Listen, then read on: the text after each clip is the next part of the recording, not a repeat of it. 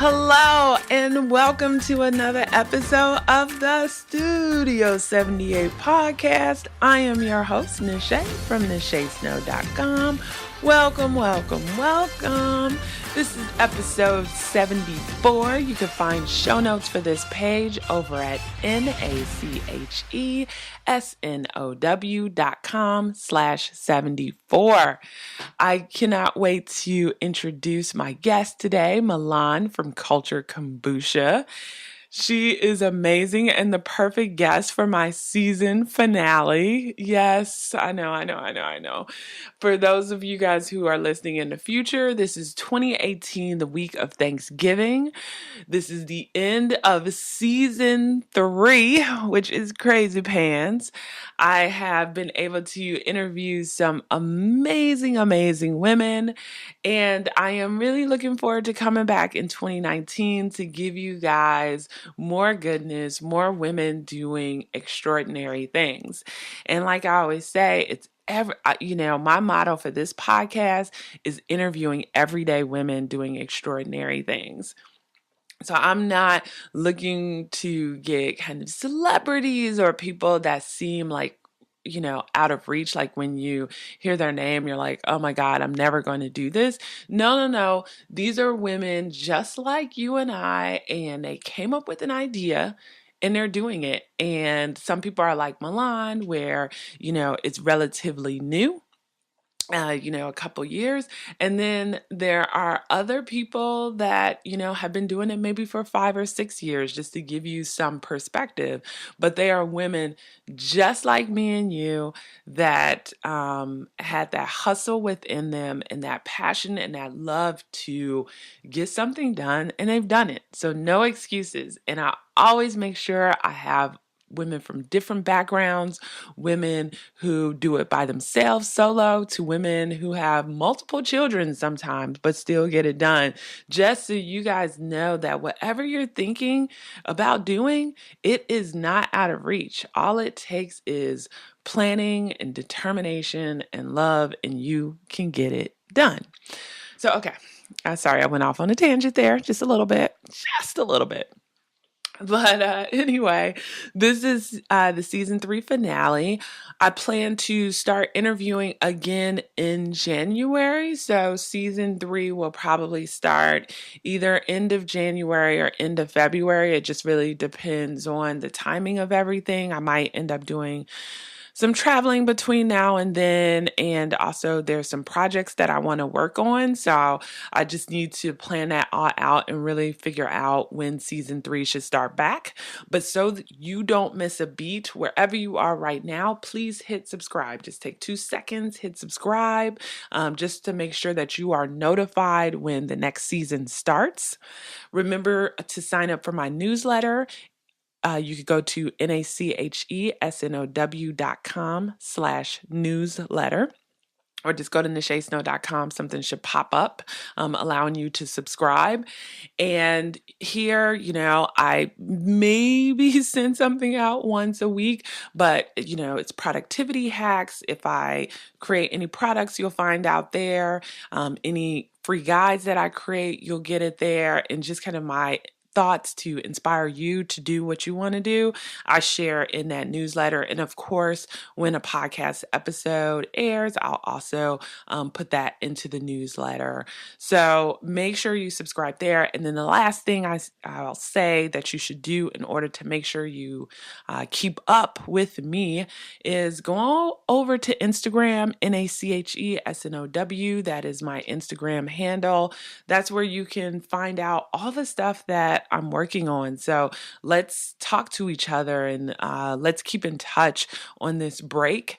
And then also it'll allow you, make sure you turn on the notifications on Instagram. So when I do air the new season, you will be notified. All right? Okay. So let's just get into this episode. Milan. So Milan, she started Cultured Kombucha, which is a beverage company, and there's so many things that I love about what she's doing. Number one, there are very few minorities in the beverage industry. So I love that she is tapping into this industry as a Black woman and really doing it her way and figuring it out. And I just know that she's going to be super successful. Two, I love that she is bringing awareness about this product to minority communities. So, for those of you guys who don't know what kombucha is a beverage produced by fermenting sweet tea with a culture of yeast and bacteria. And why is that good for you? It's because and I'm no expert in this, but there's a large amount of probiotic bacteria that is produced, I guess, during the fermentation stage. And that is healthy bacteria that's good for your gut. So with me, the reason why I like kombucha is I have a very weird and sensitive stomach. And so when I get kombucha that has ginger in it, it really helps soothe my stomach, especially if I've eaten something that doesn't quite sit well with me. And usually that's things with onion and garlic, because even though I try to avoid those things, onion and garlic is in everything. But when I drink kombucha, it kind of helps settle my stomach a little bit with the benefits of like the probiotics in there and the ginger, because normally I always get the ones that have ginger. And so I love also that she is building a community around her brand. And when she developed her brand, like that was her intention to create this tribe of people that are trying to be well. Like, it's interesting on her website. She talks about like she wants a tribe of healthy bacteria conspiring for your good, a tribe of positive and supportive people looking to better themselves and those around them, a tribe of people looking to affect positive change in Black and minority communities. And so this is just not a beverage community. This is really a whole tribe that she's trying to create around a beverage, but bigger than the beverage. And so I just love her vibe. I love what she's doing. I actually can't wait to taste her kombucha. The week that this airs, I'm actually going to try to go out to the grocery store that it's in and give it a little taste and post it online. But man, her story is just amazing. She's relatively new at this and she's kind of learning along the way, but she drops a ton of nuggets in here about just practical tips she took in order to like kick this off. And she's doing this on nights and weekends because she has a 9 to 5 like most of us, but she's still getting it done. And so I think you guys are really going to love her story, love her passion, and regardless of what your company is about, there are practical tips that you could take away from this episode that'll help you get to where you need to be. So, without further ado, let's talk to Milan. Hello, Milan. Welcome to the Studio 78 podcast. Hi, Nache. Thanks for having me.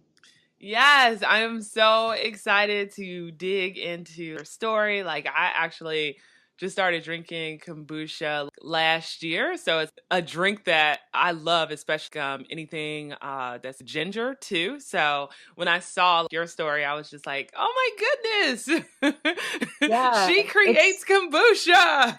I do, and it's so funny that I didn't know ginger was as popular as it is. I thought everybody was gonna gravitate totally towards the fruit ones, but ginger is like the breakaway winner of the summer.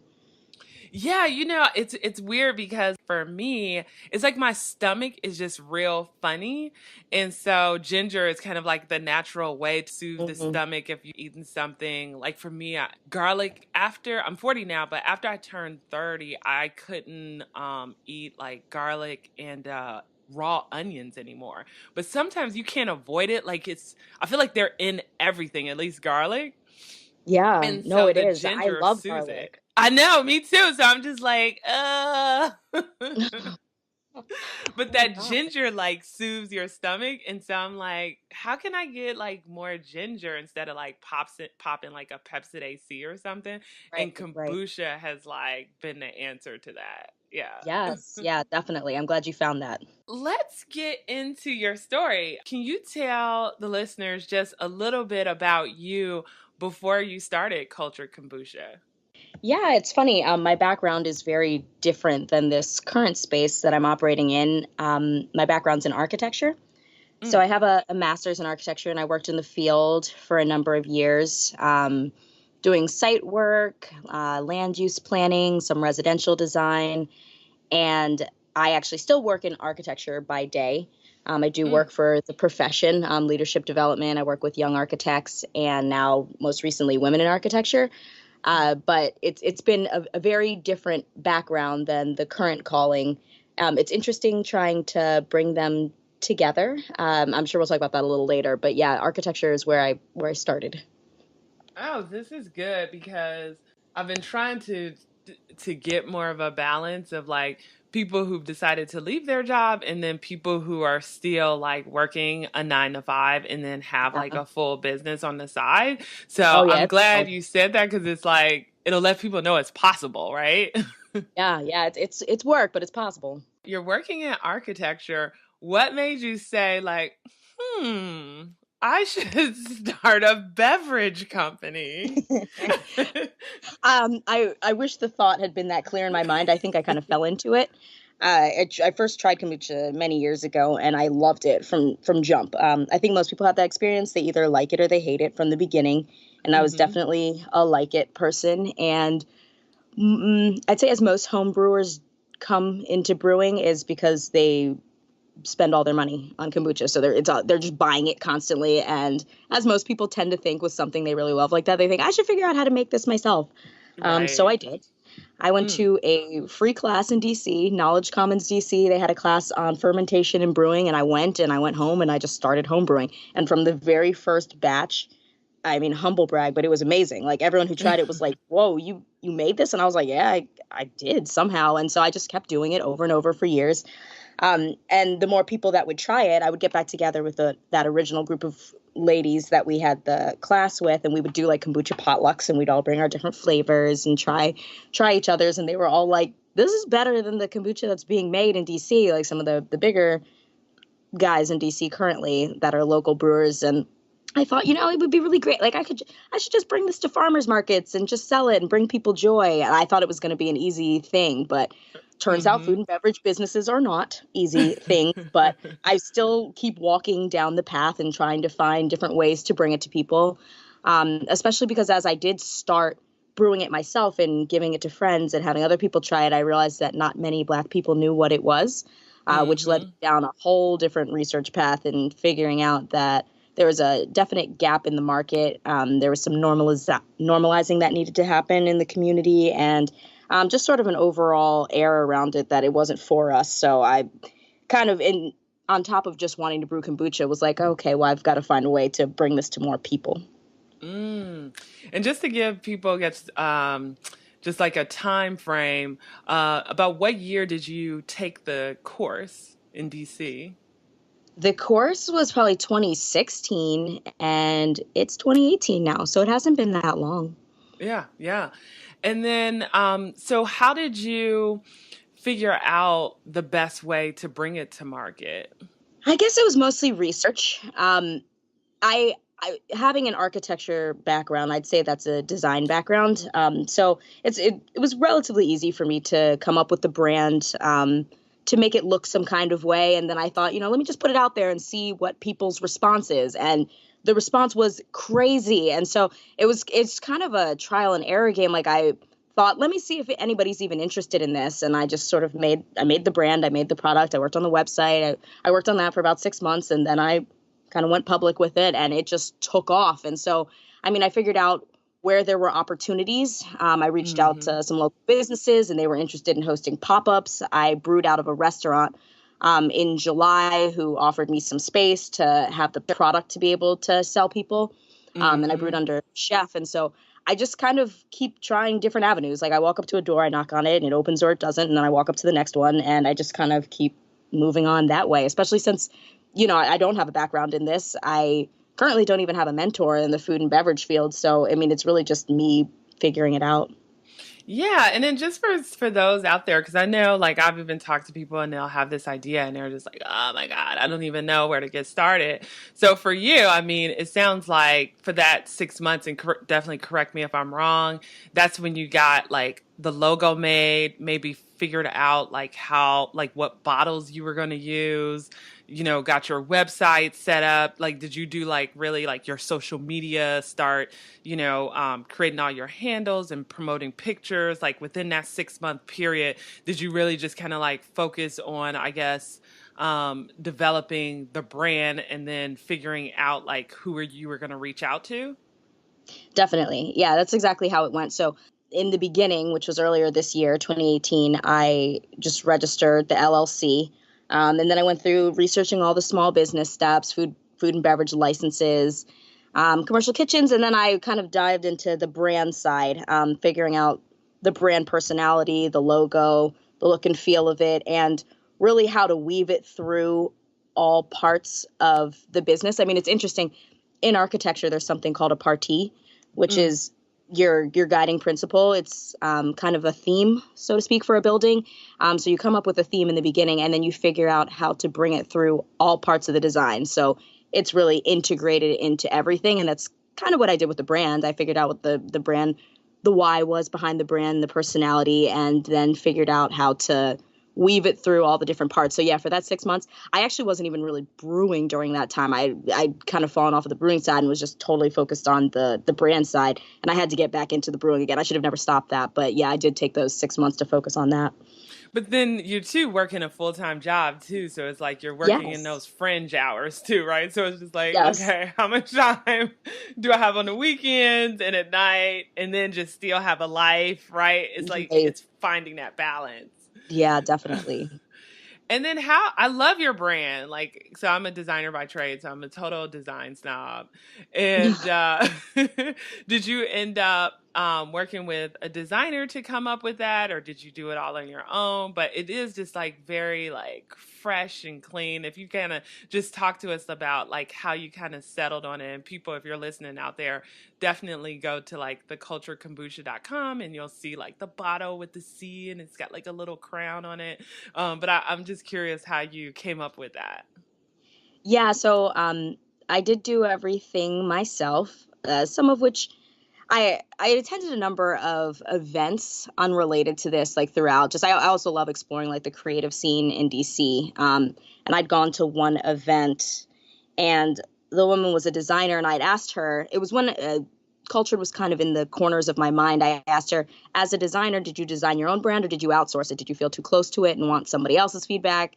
And she very candidly was like, no, I do everything myself. I understand it. It's in my heart. And I'm the one who does the brand for my brand. And Mm. so I said, okay, I can feel that. And I did feel connected to that as well. I mean, I was the one, whether I'd found the best way to articulate what I wanted culture to be, I was the one who understood it the best. And having enough of the design capabilities, I did go ahead and do the whole brand and everything myself, down to the labels, picking the bottles. I designed the logo.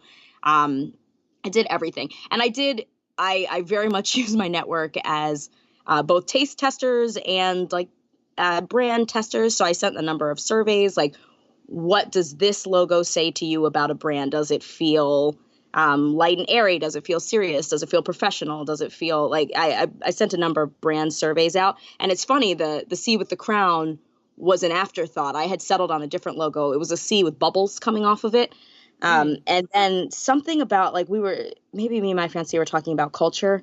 And I maybe had done a sketch of like a Basquiat crown completely unrelated and was like, wait, culture. And then I did one more and I said, hey guys, I know you've already taken the survey, but how do you feel about this one? And everyone was like, yeah, no, that's the one.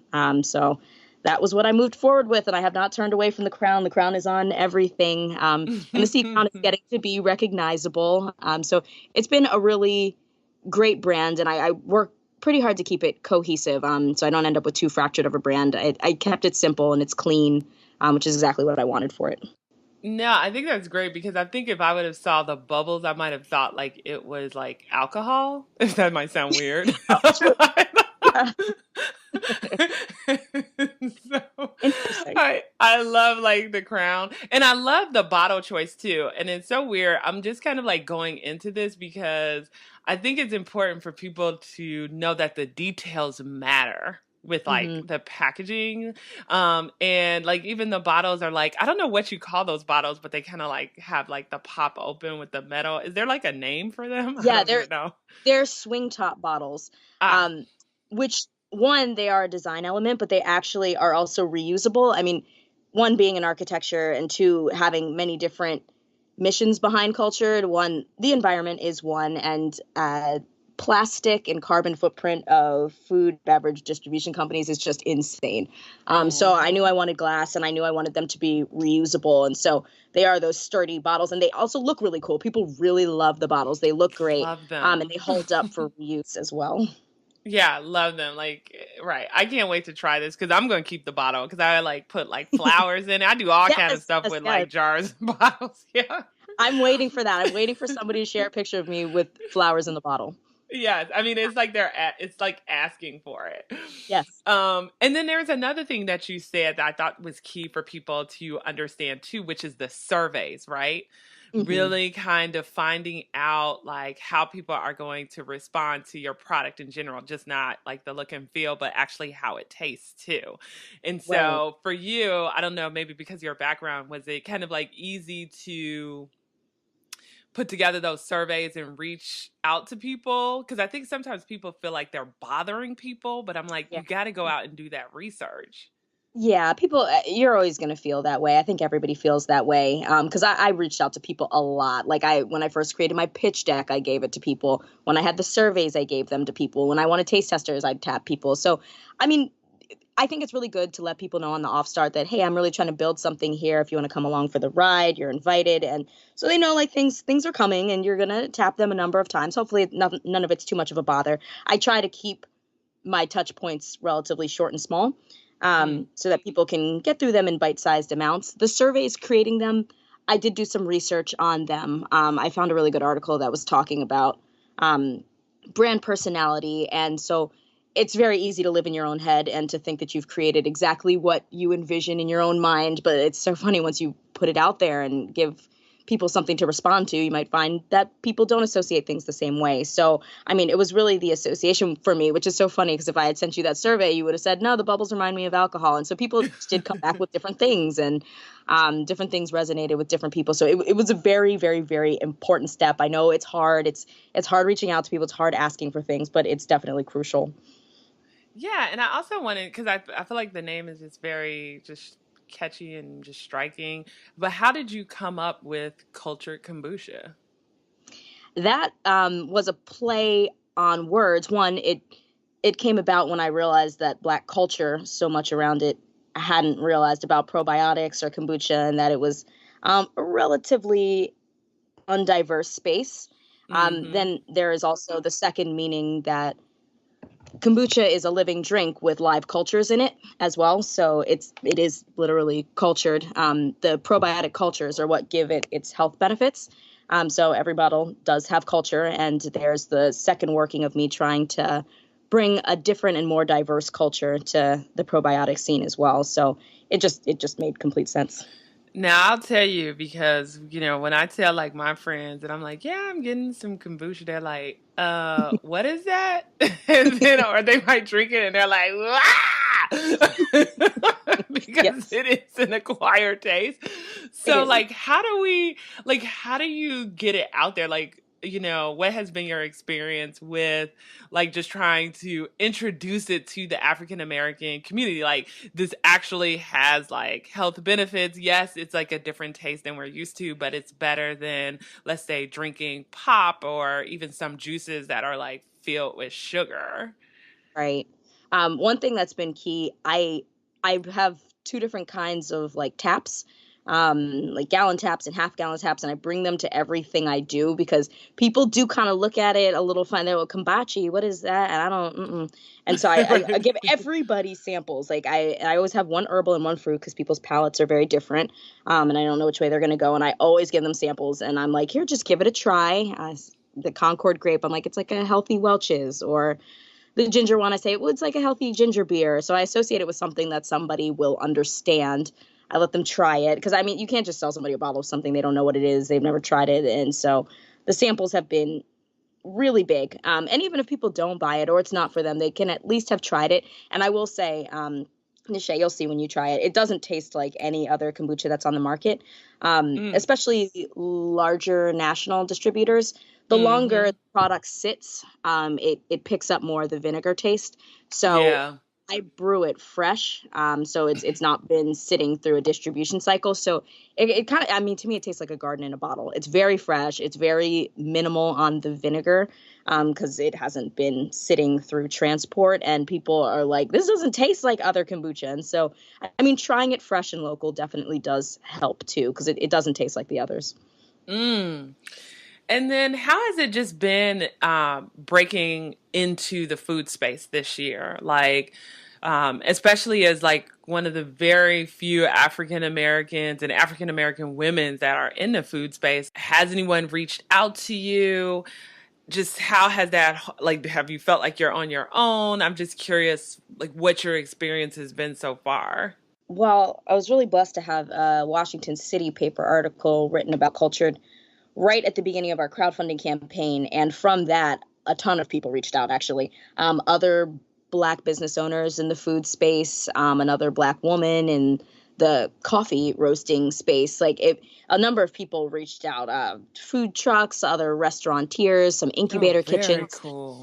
People just really they loved the story, they loved the concept. People continue to reach out about it, wanting to partner, wanting to collaborate, wanting to include it in things, wanting to have it at events. And so I mean, it was an outpouring. I do think media is just, it's very important. I know a lot of small businesses don't think about it so much, or they think maybe I don't have a story to tell, or this is too small or something. But I encourage everybody to find and seek out media outlets. Well, it can be, and it can be a blog, it can be the city paper, you can shoot high, Washington Post, whatever you think your story fits in, 2190. Like, find an avenue and get the word out there about your product to a bigger audience, and people will receive you. It's very important. I'd say that was one of the biggest launch points of the business, because people wouldn't have known about it just from Instagram and Facebook. So media is a very important angle for people to work into their marketing plan. Yeah, and it's like that, getting away from that fear too. Because I think you're right. People are like, "Oh, well, this is so small; they won't even care." Like, if I email them, they'll just like delete it, or. But it's like all they can do is delete it. Like, it doesn't like harm you. You're not going to get in trouble. Like, all you can do is try. So I think that is so key. It's like just put yourself out there. It's okay. Um, Right. but I also, so yeah, I wanted to get on your Kickstarter too, because I forgot I discovered you. I forgot it was like somebody's channel had like reposted. I think it was one of the studios out here, like co-working spaces, Yeah, and they camp are, spaces. yes, and they have reposted your video for the Kickstarter, and I was like, oh, what is this? Yeah. And I just thought it was like so cool. So can you tell us why you decided to do a Kickstarter campaign, and how it's been so far? Because I know those can be like tough sometimes. Yeah, it is. And so it actually isn't on the platform Kickstarter. It's on the platform I Fund Women, which I was pretty Mm. intentional about Oh, choosing. right. Yes. Um, Uh-huh. it's a newer crowdfunding platform. It is flexible funding, so you keep what you raise, without having to go into your own bank account and try to pay out a campaign to make sure you get the money. But it is like, it's a women's space, and there's a whole tribe and cohort around it. There's Slack channels, there's coaches, there's a lot of different avenues for you to get support. Because I know nothing about crowdfunding. I just know that I needed some seed funding, and I didn't want to go the investor or loan route just yet. Selling off your own equity or taking on loans when you're uncertain how the product is going to perform are both a little risky, but crowdfunding is a little less risky. It has been a journey. There are a lot of lessons learned through doing it, and it's funny, as every one of the women's campaigns closes, likely she'll come back on Slack and tell us what she learned from her campaign run. And there's been some gems in there about crowdfunding. Just one I'll share, like, it what goal you set is very, very, very important. Like, I think it's easy for people to think, oh, well, I've got nothing to lose. I'll just set my goal at $30,000. But Right. it's not the best. Like, I mean, I think a campaign should be as lean as possible, only just what you absolutely need. One, because there's the optics of it. When people log in, they see your campaign, they see that it's so far from being funded. Sometimes people think, well, it's not going to get there anyway, and so they might turn away. Right. They'll say, well, why is it so low, and why this and why that? And then there are also just the little bits of mental roadblocks where you're like, oh, I didn't get it funded. Even if you set your goal at 30,000 and you got 15, which would be great, you say, oh, I only made it 50% of my goal. And so, I mean, being realistic about what you think you can raise and what you actually need are very important. But it has been an experience. It's a lot. That's when we talk about the difficulty in reaching out to people. It was harder with this than it was with anything to do with the brand. It's very hard, and a lot of people don't like to ask for money. I actually don't know Yeah. anybody that likes to ask for money. So it's a lesson in just kind of just getting out there and just getting over it, because you have to force yourself to do it. No, that's real interesting. Thanks for correcting me because it's so funny. You know how like everybody calls any search Uber, engine taxis, Google? Ubers. Yeah. Exactly. Yes. I'm like Kickstarter, but no, I remember that now because I think I even posted something or I put in the newsletter of the iFund Women because I had never heard of it before. And I was Yeah. like, wow, this is an amazing platform for small businesses to take advantage of. And it's for women, which is amazing. Yeah. So that's like some really good tips. And then I saw too, like you had like a video produced too. So did you have to like, with the crowdfunding campaign, pay to get the video produced, or did you have like a friend that could do it for you? Because sometimes I know with those crowdfunding campaigns, sometimes there's like an investment up front, like you got to do the Mhm. video, you might have to do some more stuff with your website, like it's like this preparation Right. leading up to it. So the platform I Fund Women and the coaches highly, highly, highly, highly, highly recommended having a video. They have an option where you can work with them to have the video made, or you can work with another videographer to have it made. I worked with a young married couple out of my church who just opened their own sort of creative consultancy, and they do video and photography. They're called the Storytellers, and their last name is Telez. Oh, And very they cool. did an amazing job. They were just, Yeah. I'd never even seen a video of theirs, but I just knew how creative and talented they were. And so I was like, they can, by all means, just they'll do something. And I expected to have a number of rounds of edits because, yeah, I'm a little particular about things, but no, they gave it to me. And I was like, can you just change my title on this slide and that's all? And then they just like, it was insane the way they just put the vision into motion. And that video was filmed in Camp Spaces, which is why she shared it as well. So Camp Spaces is a wonderful, it's just a beautiful space, and there's like a lot of diversity in the space. Like there's like a living room space, a little bar area, kitchen, a backyard garden. And so we did a lot of our photography and videography there. And so I think it's great for her to also share like the projects that come out of her space, so other people can see what they can do there, because it is really great. And then also, I just wanted to ask you about like, how do you find that balance? So, since you do have a 9 to 5, and then you're also trying to grow this new business, like, how do you stay sane? I am not very good at it, quite honestly. I will just run myself into the ground working. I am, and on top of that list, also getting married in 3 weeks. Thankfully, Yeah. yeah. My fiance is really good at making sure that I eat, that I've slept, that I've showered, that I've done various things. Because if it weren't for him, I don't know that I would sleep, especially once anybody out there knows who's found a passion. Like the hours go by, you get up, you lose sleep, you don't necessarily notice how little care you might be taking care of yourself because you are actually passionate about something. And it's sometimes rare to feel that in life about something, and especially you might not feel it in your 9 to 5. You might if you're blessed, but when you do feel it, it's hard to pull yourself away from it. So I kind of have to be forced into balance because I Mhm. otherwise wouldn't. It doesn't naturally come when you really like what you're working on. But having a supporter, and a cheerleader who also makes sure that you're doing the things that you need to do for yourself. He'll drag me out on dates. He will take me out. Like he'll genuinely has to drag me away from it, because otherwise I just will be a little hermit working on the project all the time. So I think that everybody should have at least a check-in buddy. somebody who's checking in on you and making sure that you're doing things to keep you a balanced human being and you're not just like a troll in the corner working on your business and your brand. Somebody who knows that you're going to need a little help keeping your balance straight, who will drag you to the gym, who'll work out with you, go on runs, bike rides, something like you need probably an accountability partner. At least I do. And then also I wanted to ask you, for those who are like, are maybe even are thinking about, having their cakes or, something that is created in small batches, like not commercialized, but like kind of sold, on a larger scale. Like, how do you, I guess, plan it, right? So, because kombucha, I'm assuming has like, a certain shelf life. Do you say like, okay, once a month I make, this much kombucha and then I'll just do it until it sells out and then I'll make, the next batch 30 days from now. I don't know if that makes sense or not, but like, Yeah. how do you plan, how much to make so you don't have too much because after a while it will expire, right? Kind of, quite honestly. Okay. Kombucha is a fermented drink, so it just continues fermenting. It doesn't actually really go bad, not in a very, very, very long time.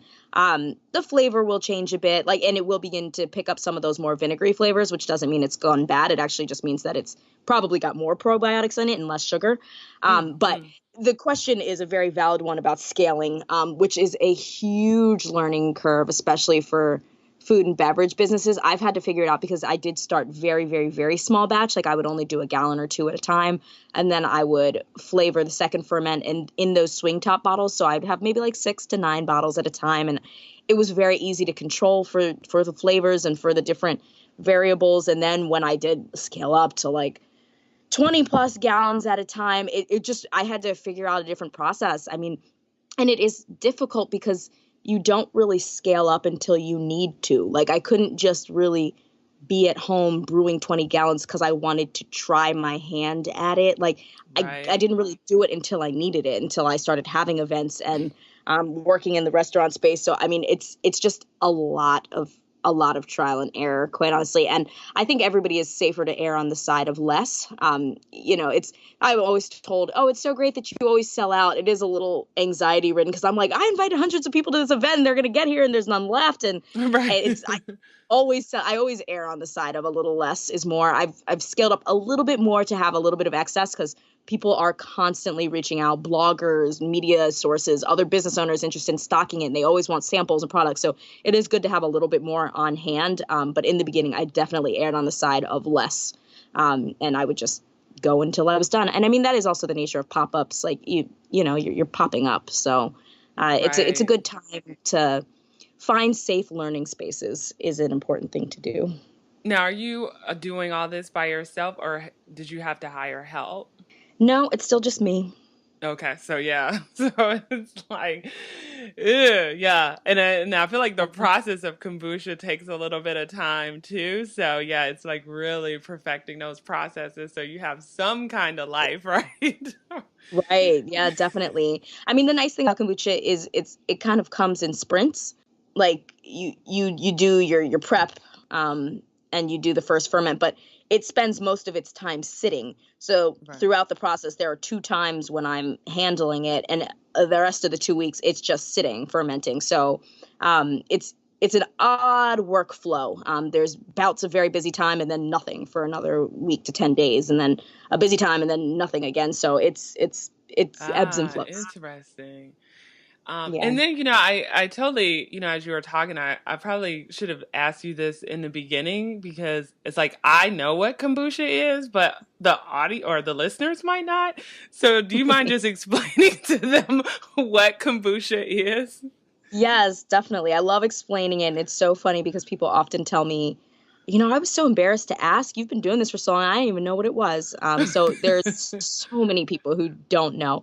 Kombucha is a fermented tea beverage. So it begins with sweet tea, and then you add in a probiotic, which is sort of it looks like a gelatinous plate. And it's called SCOBY, which is a symbiotic colony of bacteria and yeast. And that SCOBY eats the sugar in the sweet tea. So it ends up with trace amounts of sugar the longer you let it ferment. I do encourage people when they do buy from the grocery store to check the sugar counts, because some brands have relatively high sugar. I mean, none of it is as high as soda, but if you are trying to keep your sugar count down, checking that's important. But SCOBY eats the sugar, and the yeast turns, the yeast in SCOBY eats the sugar, and it creates the probiotic strains. Then you do a second ferment, and that's when you add in the flavors. So that's when I would add in the ginger and basil for the Can I Kick It, or the Concord grapes for Straight Outta Concord. And then it sits with that for another 5 days, and the flavor infuses into it, and you cut off the air supply, so it creates carbonation. So it's a naturally fizzy drink as well that takes on the properties of what you put in the second ferment. So it's you see different color. It comes in different colors. That's from the fruits and herbs and stuff that go into it. It's not dyed. At least I don't put anything artificial into it. I don't add any extra sugar after that first sweet tea batch that it starts with. Sometimes I will add like a pinch of coconut palm upon bottling to give it some extra fizz. But yeah, so it is a probiotic drink, and probiotics are good for Western diets because we typically eat very high salt and high sugar, and it can throw off the bacterial balance in your gut.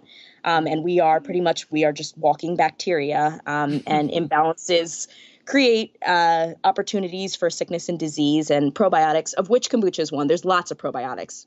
Pickles are probiotics, kimchi, sauerkraut, all that's probiotics. They add the good bacteria back into your gut to help combat the bad bacteria that can kind of overgrow with poor diets and like poor eating habits that we all tend to have. No, yeah. I mean, and it's good stuff, people. It's like sometimes maybe you have to kind of find the brand that works for you, because you're right. Like, everybody makes it a little bit different, but I feel like if you could find one that works, like the health benefits are great. And I think I love it. Yeah. Absolutely. Like, so yeah, I mean, I make Cultured, but I'm really here for people to be healthier. So if Cultured's not your one and you like Kavita, go with that. Just get some probiotics into you some way or another. But they're very different, and you likely could maybe find one that you like. Yeah. And then just also as we wrap up here, so you're, 8 months in now officially, right? Yeah. Any lessons learned that you can pass on to maybe someone else who is thinking about getting into this space, Oh like the yeah. food and beverage space? Yeah. There's a ton of lessons to pass on. I mean, one is to find community. Like you have to find community. I mean, even before the City Paper article came out, like I was always reaching out to people. And I'm very big on not asking for things for free, especially if you are reaching out to another small business. I always like to at least ask people their rates or ask what they're selling for. And I was very intentional in the early stages about trying to work with other small businesses to source for the things that I needed to buy anyway. So I work with a small farm. For the herbs, I've reached out to other like tea distributors, herbalists. And I always ask people, I always support them. I always buy their stuff. I always see how it works with mine. And then, you really need to find a community. And people were so receptive. Another tip I had early in my head was that I knew I needed to have a thick skin. This is business, and everybody is not the way that you are. Everybody doesn't act the way that your friends are. Everybody doesn't know you. And sometimes everybody doesn't care about you. So having a thick skin is really important. And I've had it since the beginning, but I haven't found that I've needed to use it a ton. Like, people have been just generally very, very, very receptive, very kind, very supportive. So the community really does help. And it helps to have people to be able to ask questions to, people to bounce ideas off of, people to work together. People love to collaborate. Once you have worked together and you've supported their stuff, people begin to reach out to you and say, hey, I have this event. I'd love for you to come and sell this there. And so community is so important. And the earlier on you can find it, the better. You can't just sit in a silo by yourself, just working on things. Like, you need a network, you need a tribe, and you need some community. So building that very early on is important. And the last tip I'll give is figuring out what you want to outsource. You as an individual, the proverbial you, can't do everything.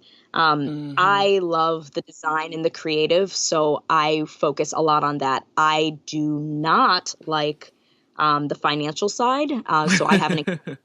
And it was important for me. Like, I have a bookkeeper and an accountant.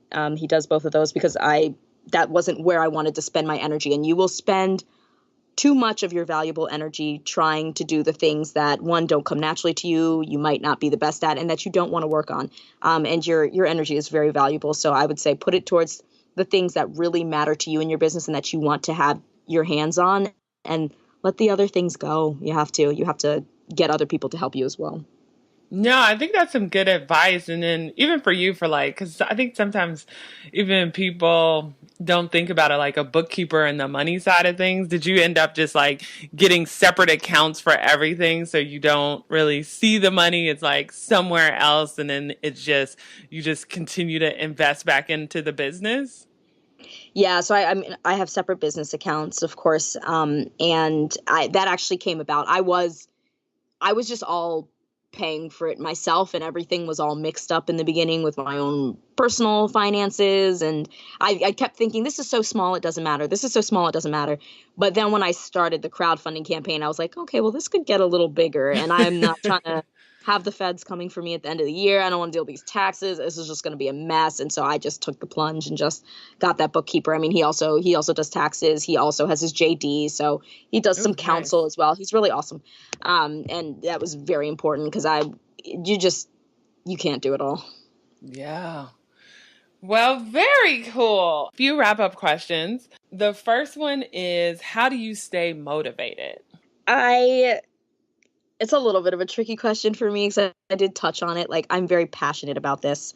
Um, and I think that's what motivates me. Like, I've never not felt like doing this. Like, the passion drives me. I think maybe sometimes people in small business, if they're doing everything, they might have lost sight of the passion of why they started in the first place. I think Mm-hmm. reminding yourself of that and spending time and space with why you're doing this in the first place really does help motivate you, literally get you up in the morning. Like, that's why you did this, presumably. So, always keeping a reminder about why you're doing what you're doing is very motivating to me. And so my passion is what motivates me. And then what's one thing you can't live without? It could be anything, food, tech, makeup, anything. One thing I can't live without, it'd probably be YouTube.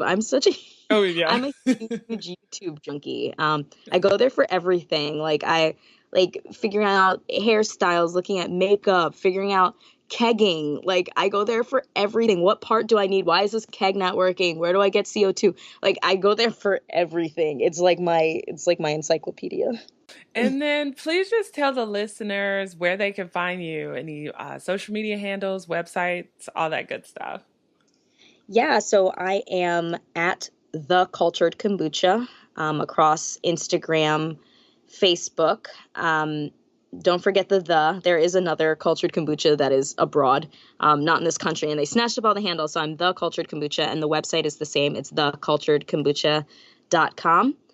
So I look forward to connecting with everyone. Perfect. Well, thank you so much for sharing your story. Thank you, Nache. Thanks for having me on. Well, folks, that's a wrap for season 3. It's so hard to say goodbye. Okay, I just want to reiterate some lessons learned, though, that she said that I think is key for all of us. One, find a community. Two, have a thick skin. And three, figure out what you want to outsource. Man, just those 3 things right there, right? Like, to me, I feel like I'm still finding a community, and I think I need to work on even finding a community here in my area that I can tap into and connect with and brainstorm with. That is really, really essential. Having a thick skin, I've got that down packed for so many reasons, but I can tell you from experience, it's best to not take things personally. Haters gonna hate, and sometimes you're gonna hear things that you don't want to hear, but you just need to suck it up and not take it personally, and then figure out what you want to outsource, like be it bookkeeper or accountant or, social media, whatever that might be, is really key too, because I think a lot of times businesses fizzle out because there's just not enough time in a day for an entrepreneur to do everything.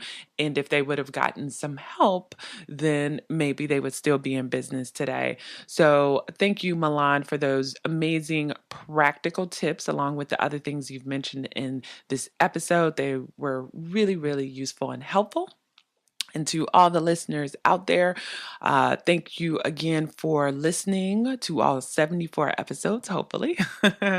And I will be back next year, but please remember to rate, subscribe, and share. Those 3 things really, really help. So if you could just take a few minutes right now, rate me 5 stars on iTunes, or give me a thumbs up on YouTube, or just share this on Facebook or wherever. That really, really helps.